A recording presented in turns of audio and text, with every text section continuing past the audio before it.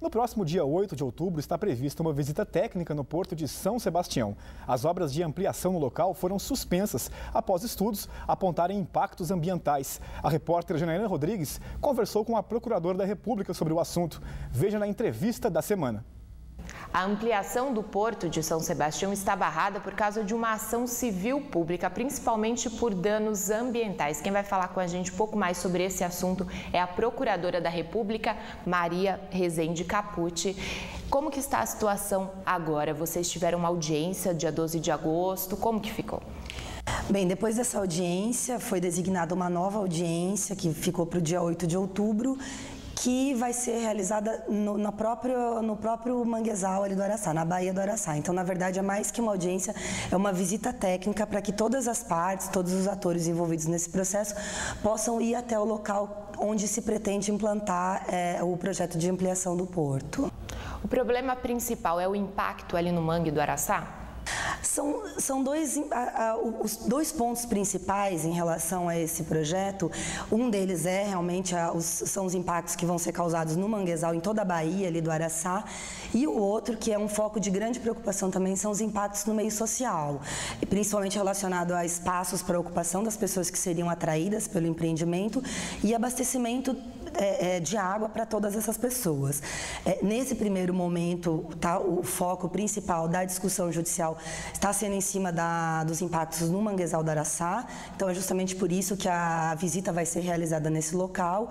Enquanto isso, se aguarda a complementação dos estudos para que se analise esses impactos, principalmente quando se considerados os demais empreendimentos na região. Com a situação que está, a ampliação do porto deve continuar barrada mesmo? O Ministério Público conseguiu, por meio dessa ação civil pública, uma medida liminar que suspendeu a licença prévia emitida no final de dezembro do ano passado, de 2013, e essa licença prévia, de acordo com a liminar, a licença prévia continua suspensa até que sejam complementados os estudos em relação a dois pontos: a análise dos impactos cumulativos do porto com a ampliação do terminal Almirante Barroso, o TEBAR, aqui também no município de São Sebastião, e também até que o empreendedor apresente uma alternativa menos impactante ao manguezal do Araçá. Enquanto esses dois requisitos não forem preenchidos, a licença prévia continua suspensa.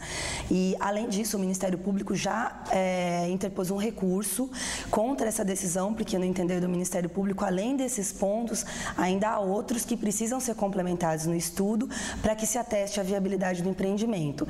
E aí, nesse ponto, então, que a gente volta a destacar os impactos no meio social, em relação à ocupação do solo e ao abastecimento de água. Além disso, também tem a necessidade de autorização de alguns órgãos ambientais, de gestores de unidade de conservação, e a apresentação de novas alternativas, porque a legislação ambiental exige que sejam apresentadas alternativas ao empreendimento. E essas alternativas se referem a locais, então, em que outros locais esse empreendimento poderia ser implantado, e alternativas tecnológicas. Então, quais seriam outras possibilidades, por exemplo, de escoamento da carga que não pela rodovia, por exemplo, uma alternativa de transporte ferroviário ou por cabotagem, também não foram apresentadas. Então, além do questionamento a respeito dos impactos na Baía do Araçá e dos impactos cumulativos com o TEBAR, o Ministério Público entende que outros pontos dos estudos devem ser complementados para que se possa testar com segurança a viabilidade desse empreendimento. Muito obrigada pelas informações. Voltamos ao estúdio do Band Cidade. E por telefone, o presidente da Companhia Docas de São Sebastião, responsável pelo projeto de ampliação, falou sobre as medidas que estão sendo tomadas para atender os pedidos feitos pelo Ministério Público. Desde o início do projeto da ampliação do porto, o projeto vem sendo melhorado, ou seja, o próprio processo de licenciamento ambiental ele é um processo de melhoria do projeto. E hoje, com a licença prévia que o IBAMA concedeu à nossa companhia, não existe nenhuma área do mangue que vai ser impactada. Isso é uma questão muito importante para que as pessoas entendam. Todo o projeto do porto ele vai ser estaqueado sobre pilotis, sobre estacas, com a laje de concreto por cima. Ou seja, toda a água que vai entrar na bacia do Araçá vai continuar trocando água com o mangue e o mangue vai ser preservado. O IBAMA tem sido um agente importante nesse processo do licenciamento, e a autoridade portuária foi respeitando, enfim, as solicitações do setor ambientalista, do próprio Ministério Público, enfim. E hoje nós chegamos a um projeto muito maduro, sem nenhum impacto sobre o mangue. Com relação à questão da demanda por água, demanda por habitação, nessa gestão, desde 2011, nós colocamos como condição principal para a assinatura dos contratos, seja de construção, operação no porto, a contratação da mão de obra local.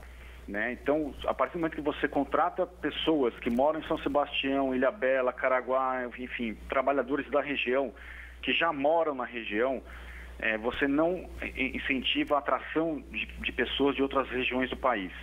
90% hoje das pessoas que trabalham na área portuária são da região, né? Ou seja, e nós fizemos um censo agora na comunidade portuária e mais de 60% das pessoas moram de casa própria, moradia própria, ou seja, não vai haver demanda, aumento da demanda por recurso hídrico, por energia, enfim, por serviços públicos, né? Seja educação, segurança, enfim.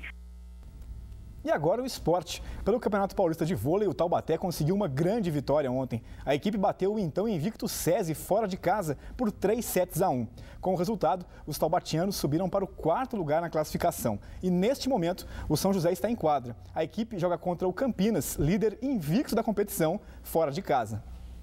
E no futebol, agora à tarde, pela Série C do Brasileiro, o Guaratinguetá empatou em 0-0 contra o Guarani e permanece em 4º lugar no Grupo B, na zona de classificação. E neste momento, o time feminino do São José faz a decisão do Paulista contra a Ferroviária no Martins Pereira. As meninas da Águia precisam vencer por 2 gols de diferença para ficar com o título e o jogo está em 0-0. A equipe masculina de handebol de Taubaté já está no Catar, onde estreia amanhã no Mundial de Clubes. Será a 2ª participação dos taubatianos no torneio. No ano passado, o time ficou com o 6º lugar. Pouco antes do embarque, o elenco conversou com a nossa reportagem e falou sobre a expectativa de conseguir um resultado melhor desta vez. Confiança é o que não falta nas malas dos nossos bicampeões pan-americanos de handebol. Os jogadores do time de Taubaté participam pela 2ª vez do Super Globe, que é o campeonato mundial de clubes e acontece no Catar. Um pouco de ansiedade, é um campeonato importante para o clube, para a cidade de Taubaté, que representa o Brasil. Então, acho que a expectativa é boa e a ansiedade é grande também.